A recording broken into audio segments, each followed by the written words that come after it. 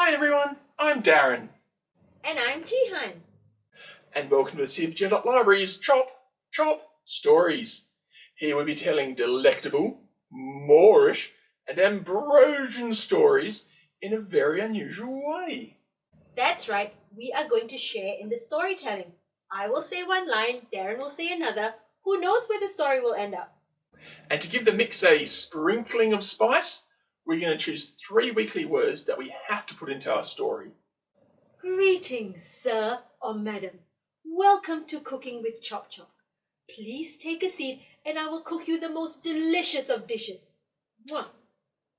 Oh, say, what's up today, Jihan? That is head chef to you! And today I'm running a cafe here at Chop Chop. Wow, that sounds like so much fun! But I don't know how to cook. Don't you worry, young Darren. You can be my apprentice. Apprentice? What does that mean? It means you will work for me and I will train you to be the greatest chef ever. After me, of course. Wow! Apprentice Darren is here to learn, Head Chef Jihan. Ooh, what are you going to cook first? 5-spice pork belly with salty crackling? I don't know, Peking duck with those little pancakes and asparagus and things? I know, malt custard French toast. Your first lesson will be cupcakes. Oh, yum! Cupcakes! No time for dawdling, apprentice Darren. Grab your mixing bowl. Okay, all right. Mixing bowl. Ah, here it is. Very good. First, you will need butter. Yeah! Whoa! Here it is. Next, you will need flour. Chef Jihan? Head chef! I don't think that's the type of flour you use in cooking.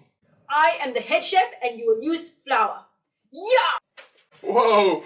Flour, check. Next, milk. Don't throw the milk. Silly apprentice, in the kitchen we pass the milk. Oh. Thank you, Head Chef Jihan. Finally, eggs. Yeah! Next, we cook. Wait, Head Chef Jihan. I don't want to be your apprentice anymore. Well, if you don't want to be my apprentice anymore, you have to read me a story. Oh, okay, Head Chef Jihan. I have here a story from River, used last episode's 3 weekly words of drum, gumboot, and dragon to write their own story. Here we go. Once David the dragon breathed fire on the whole town. David was an angry dragon and breathed fire on everything. But Wally the wizard, who wore gumboots, used magic to fight David. Wally attacked with lightning and David breathed fire. They fought for a week until Wally won the fight. David said he would be good after he lost the fight. They played drums in a band together now, and they were friends. The end. Very good story, River. What an epic battle between dragon and wizard. If anyone else wants to write a story using the 3 weekly words, please send them in. Head Chef Jihan, if we're done cooking for the day, I think it's time for you to draw the 3 weekly words. Now for the magical story part. Here it is. Oh, I wonder what the 3 weekly words are this week. Let me see. The 3 weekly words are sugar, purple, and Boulder? Wow, there's some interesting words from the magical story pot. Let's see how we go. Once upon a time, there was a big, fluffy, purple monster called Henry. Henry's most favoritist thing to do in the whole wide world was to sit and watch the sunset.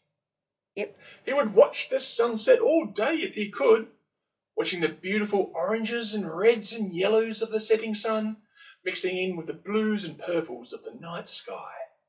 But sadly, sunsets only happen once a day, so Henry had to find things to fill up his day. Harry tried many different hobbies. He tried bird watching. But the birds would fly away when they saw his big purple coat through the trees. Ha! He tried tennis. But he could not find anyone to play with the purple monster. He tried rock collecting. But the pretty boulders he found were still too heavy for a large monster like him. So he gave that up as well. All Henry wanted to do was sit and look at the colours of the sunset.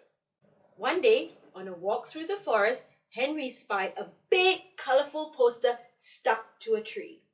Come one, come all, to Mr. Mortimer's baking school. Baking? Thought Henry. I do like to eat sweet treats covered in sugar and candy. Maybe I can learn to make them. So off Henry stomped, stomp, stomp, stomp, to Mr. Mortimer's baking school to see if a fluffy purple monster was even allowed to learn how to bake. The baking school was huge and yellow and had white frosting for a roof covered in strawberries, just like a cake. Mr. Mortimer was a short man wearing a long white apron who was mixing something that smelled delicious and sweet when Henry arrived. Come in, boomed Mr. Mortimer jovially. Welcome to my school. Put on an apron and help me with these macarons. Henry tied a white apron around his tummy, picked up a wooden spoon, and nervously walked over to Mr. Mortimer to see if he could help.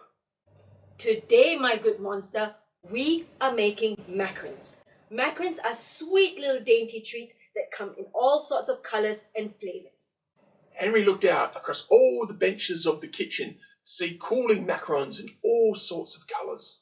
There were red macarons, orange macarons, yellow macarons, blue macarons, all the colours of the sunset.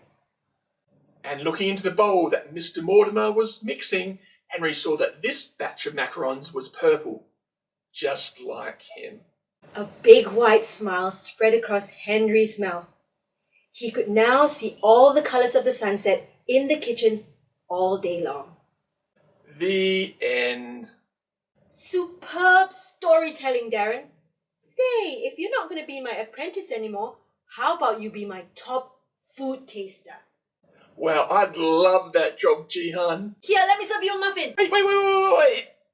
Unfortunately, you can't serve me that muffin because we've come to the end of Chop Stories for another episode.